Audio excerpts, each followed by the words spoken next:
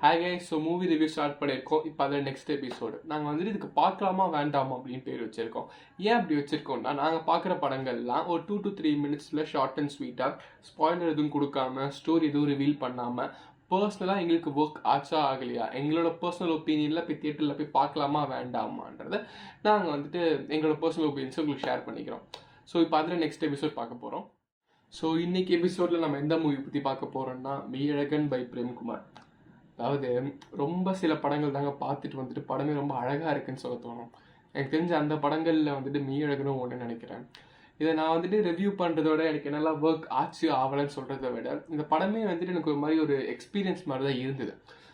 அதாவது ஒரு ஹோல்சமாக ஒரு 3 மணி நேரம் ஒரு ரைடு கூப்பிட்டு போன மாதிரி இருந்தது. 96 மாதிரி இதுவும் ஒரு ஆல்மோஸ்ட் 1 night நடக்கிற கதை தான், ஓகேவா? பட் அந்த விஷுவல்ஸாக இருக்கட்டும், அந்த ஒரு வேர்ல்டு இருக்கட்டும், அந்த நீலமங்கலம்ன்ற ஊர், அந்த வேர்ல்டு இருக்கட்டும், எல்லாமே வந்துட்டு அவ்வளோ அழகாக இருந்தது. பார்க்குறதுக்கும் சரி, கேட்குறதுக்கும் சரி. லைவ் சவுண்டுன்னு வேறு நினைக்கிறேன் படத்தில். ஸோ அதெல்லாம் அவ்வளோ அழகாக இருந்தது கேட்குறதுக்கே. அந்த ஊருக்கே நம்மளை கூட்டிகிட்டு போயிட்டு அந்த வேர்ல்ட்லேயே ஒரு 3 மணி நேரம் இருந்துட்டு வந்த மாதிரி இருந்தது. அந்த கேரக்டர்ஸ்க்கு அவ்வளோ ஒரு பியூரிட்டி, அவ்வளோ ஒரு இன்னசென்ஸ் இருந்ததுங்க. அது வந்துட்டு பிரேம்குமாரோட ரைட்டிங்காக இருந்தாலும் சரி, ஆக்டர்ஸ் அதை எக்ஸ்பிரஸ் பண்ண விதமாக இருந்தாலும் சரி, அவ்வளோ பியூரிட்டியாக இருந்தது, அவ்வளோ இன்னசென்ட்டாக இருந்தது. அன்பு அள்ளி அள்ளி கொட்டுறாங்கன்னு சொல்லுவாங்கல்ல, அதெல்லாம் நம்ம சென்னையில் நடக்காதுங்க பெருசாக. ஸோ அந்த ஊரில் அது எப்படி கொட்டுறாங்க, எப்படி நடக்குதுன்றதை வந்துட்டு அவ்வளோ அழகாக காமிச்சிருந்தாங்க. அவ்வளோ ஆசையாக இருந்தது பார்க்க போகும்போது. அவங்க சிரிக்கும் போது நம்மளுக்கு ஒரு சிரிப்பு வருது, அவங்க ஃபீல் பண்ணி அழுகும்போது நம்மளுக்கு கொஞ்சம் கண்ணிலேருந்து தண்ணீர் வருது. ஸோ அதெல்லாம் அவ்வளோ அழகாக காமிச்சிருந்தாங்க படத்தில்.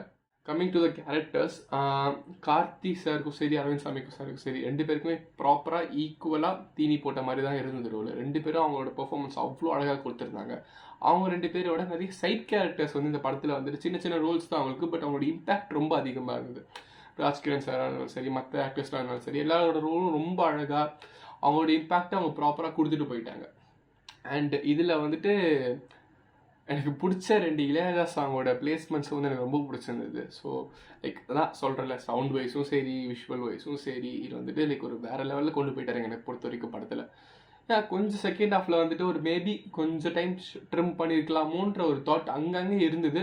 பட் அதர்வைஸ் ஒரு கம்ப்ளைண்ட் அந்த மாதிரி எதுவும் இல்லை. ஜாலியாக போயிட்டு ஒரு 3 மணி நேரம் போயிட்டு படத்தை ஹோல்சமாக என்ஜாய் பண்ணலாம். ஹோல்சம் அந்த வார்த்தை தான், அந்த வார்த்தைக்கான ப்ராப்பர் மீனிங்கை இந்த படம் டெலிவரி பண்ணியிருக்குன்னு நான் நினைக்கிறேன். ஸோ நீங்களும் பார்த்துட்டு சொல்லுங்கள். அண்ட் ஆண்டவர் வேறு ஒரு பாட்டு பாடியிருக்காரு. அந்த பாட்டோட பிளேஸ்மெண்ட்டும் இந்த படத்தில் ரொம்ப பிடிச்சிருந்தது. ஸோ அது ஒரு எக்ஸ்ட்ரா போனஸ் மாதிரி இருந்தது இந்த படம் ஒர்க் ஆனதுக்கு எனக்கு. So see you next episode.